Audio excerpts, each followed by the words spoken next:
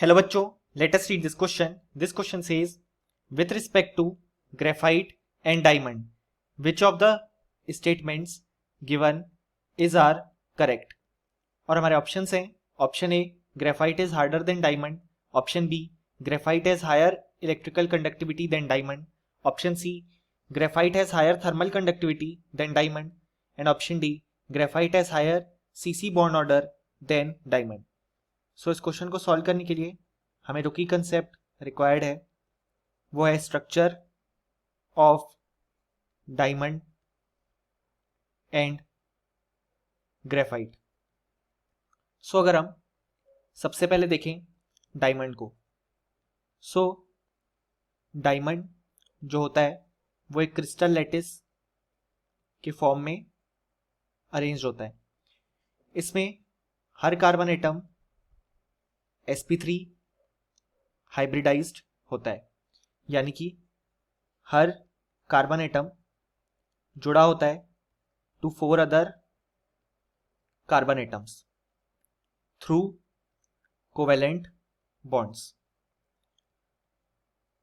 और इसी तरीके से बहुत सारे कार्बन एटम मिलके एक क्रिस्टल लैटिस फॉर्म करते हैं जिसमें हर कार्बन एटम का हाइब्रिडाइजेशन होता है sp3.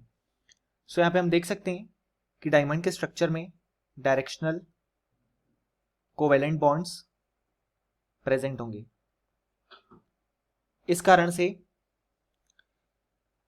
जो डायमंड का 3D स्ट्रक्चर फॉर्म होगा, 3D स्ट्रक्चर इसलिए क्योंकि हमने देखा हाइब्रिडाइजेशन sp3 है और sp3 हाइब्रिडाइजेशन में मैक्सिमम 3 एटम ही एक प्लेन में हो सकते हैं.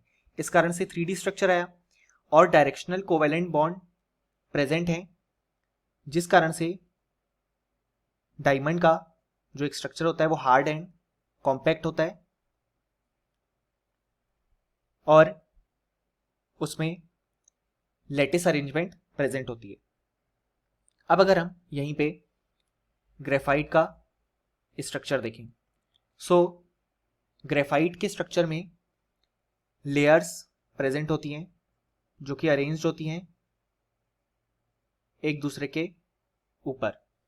अब इसमें हर कार्बन एटम का जो हाइब्रिडाइजेशन होता है वो होता है sp2, यानी कि हर कार्बन एटम 3 और कार्बन एटम से जुड़ा होता है थ्रू सिग्मा बॉन्ड्स. अब जो एक इलेक्ट्रॉन बच गया, क्योंकि हम जानते हैं कार्बन में 4 इलेक्ट्रॉन होते हैं, तो यहाँ पे एक इलेक्ट्रॉन बच गया, तो जो 4th इलेक्ट्रॉन होता है वो फॉर्म करता है पाई बॉन्ड, यानी कि ये वाला जो इलेक्ट्रॉन है वो डीलोकलाइज्ड है, यानी कि इस इलेक्ट्रॉन के थ्रू हम इलेक्ट्रिसिटी कंडक्ट करवा सकते हैं क्योंकि ये as a free electron act कर सकता है.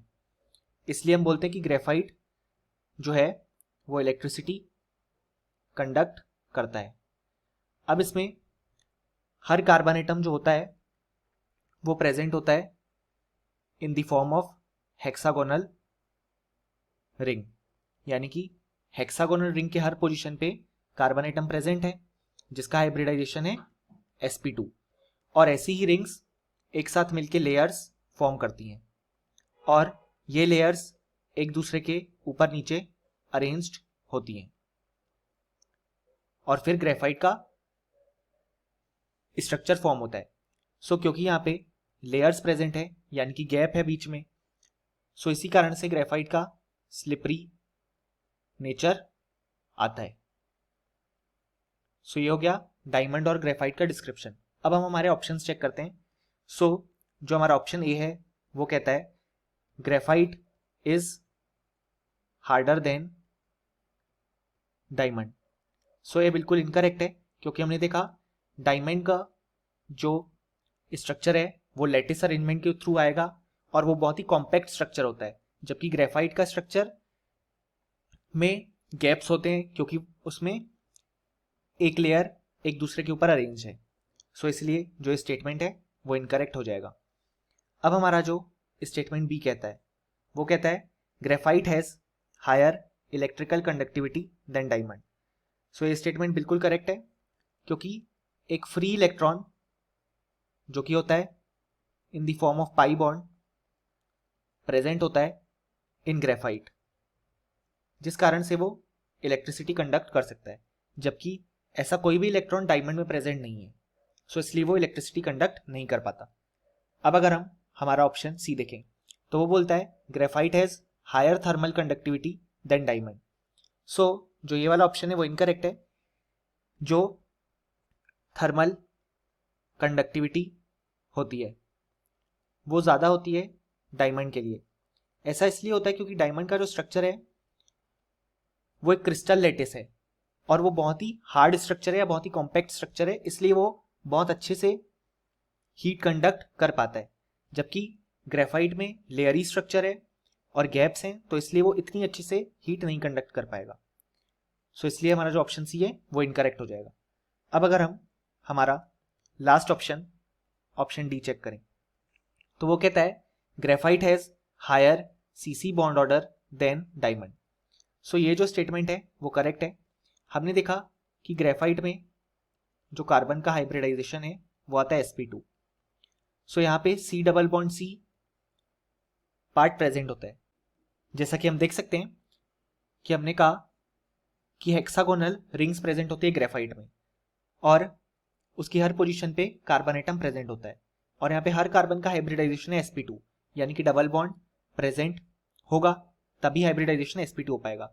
यानी कि ग्रेफाइट में C double bond C present है।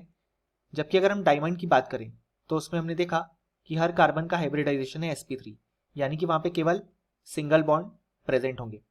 सो ग्रेफाइट के लिए अगर हम सीसी बॉन्ड ऑर्डर देखें तो वो आएगा 2, जबकि डायमंड के लिए जो सीसी बॉन्ड ऑर्डर है वो आएगा 1, यानी कि ग्रेफाइट के लिए बॉन्ड ऑर्डर ज़्यादा है एज कम्पेयर टू डायमंड, इसलिए ऑप्शन डी करेक्ट है। सो हमसे क्वेश्चन में पूछा गया है कि इनमें से कितने स्टेटमेंट करेक्ट हैं। सो हमने देखा जो हमारा स्टेटमेंट बी है और स्टेटमेंट डी है वो बिल्कुल करेक्ट है, यानी कि फाइनली हम बोल सकते हैं कि इस क्वेश्चन का जो करेक्ट आंसर है वो है option B and option D. Hope you understood it well. Best of luck.